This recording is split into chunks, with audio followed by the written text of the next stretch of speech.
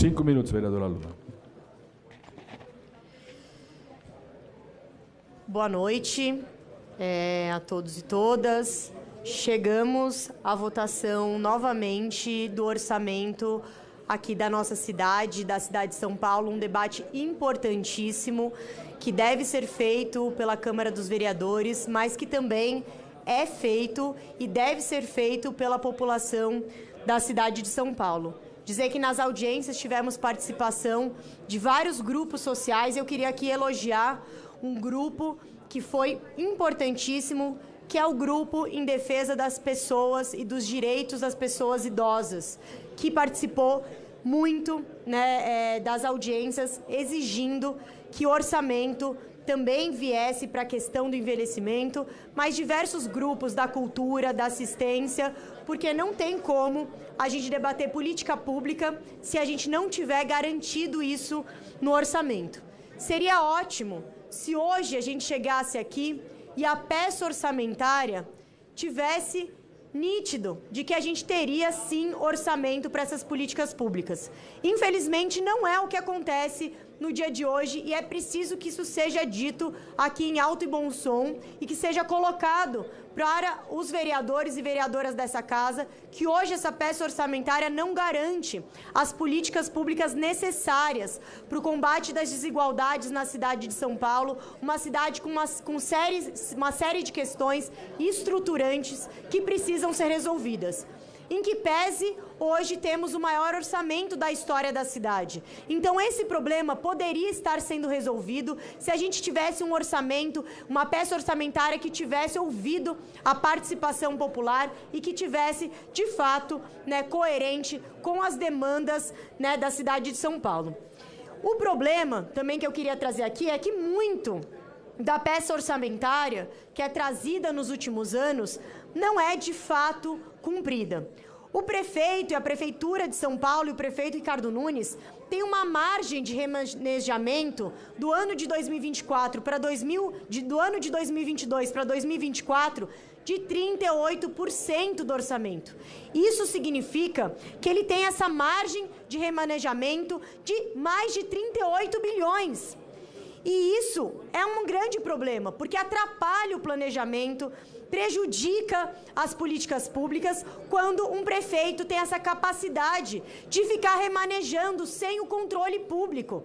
Nenhum ente federativo no Brasil tem essa capacidade de orçamento. Isso tudo sem controle social, sem de fato ter passado pelas audiências, sem de fato ter passado por essa Câmara. É isso que nós estamos votando hoje, para que fique nítido para a população do que a gente está sendo discutido. A gente podia também dizer, e aqui foi trazido pelos meus colegas, que a gente teve redução de mais de 50% dos fundos municipais. E isso precariza os serviços. Para dar um exemplo, quando a gente tem redução de 50% dos fundos municipais, nós estamos dizendo que a CET está sendo prejudicada. E quando a gente tem a CET sendo prejudicada, sabe o que acontece, como tem acontecido na gestão do prefeito Nunes? Aumento das mortes, aumento dos acidentes. É isso que significa quando a gente reduz, os fundos municipais, como a gente tem visto. Isso aconteceu também na assistência social, que perdeu 60 milhões de recursos, do Tesouro Municipal nessa peça orçamentária que veio aqui para a gente votar hoje.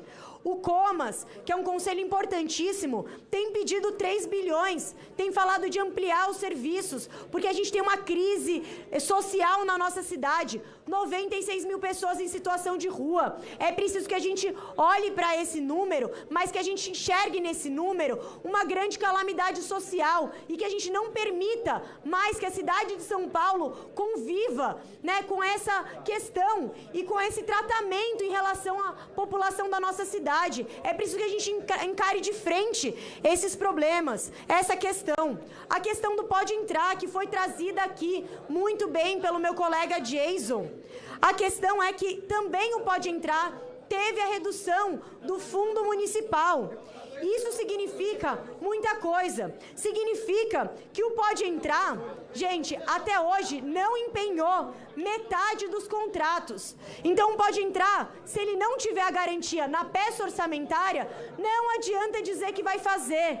Não adianta dizer que vai fazer. Só se faz com orçamento garantido.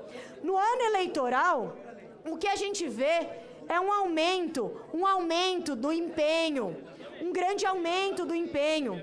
Mas nos anos que não são eleitorais, a gente tem redução. No ano eleitoral, tem um aumento do empenho do Pode Entrar para 2,5 bilhões. No ano que não é eleitoral, isso é reduzido. Não há como ter política como Pode Entrar se não tiver recurso. Senão o que a gente está votando aqui é uma fake news, é um orçamento fake. Então a gente precisa fazer a garantia de que a gente vote uma peça orçamentária que garanta tudo isso. E queria continuar, presidente, porque eu acho que é importante ter essa fala e dizer o porquê o Partido dos Trabalhadores vai votar de forma contrária a essa peça orçamentária. Nós temos uma discussão muito importante, são as subprefeituras. Cada distrito tem uma subprefeitura. E a subprefeitura precisa cuidar dos bairros. A subprefeitura precisa cuidar das regiões. E o que nos assusta é que a peça orçamentária reduziu o orçamento para as subprefeituras. Foi empenhado, no ano passado, 2,5 bilhões de reais para subprefeituras. A peça orçamentária veio muito menor do que o ano passado. Sabe o que isso significa para o cidadão? Significa que a zoladoria vai ser pior. Significa que vai ter as praças abandonadas. Significa que a gente não vai conseguir conduzir. Eu vou terminar.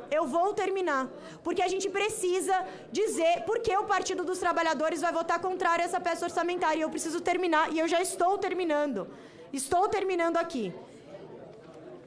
E eu acho que isso precisa ser nítido para a população. Quando a gente reduz, sim, o orçamento para as subprefeituras, nós estamos piorando a qualidade de vida do cidadão. E todos nós somos vereadores, que estamos na ponta, andando nas periferias, sabemos o que isso significa. E por essas questões e por muitas outras que foram apresentadas pelos meus colegas aqui, nós votaremos, a bancada do Partido dos Trabalhadores votará contra essa peça orçamentária enquanto ela continuar dessa forma. Enquanto ela reduzir os fundos, enquanto o orçamento não for cumprido, enquanto a gente não tiver para assistência social, enquanto a gente não garantir programas de habitação, enquanto a gente não garantir, de fato, a resolução dos problemas da cidade de São Paulo. Obrigada, presidente.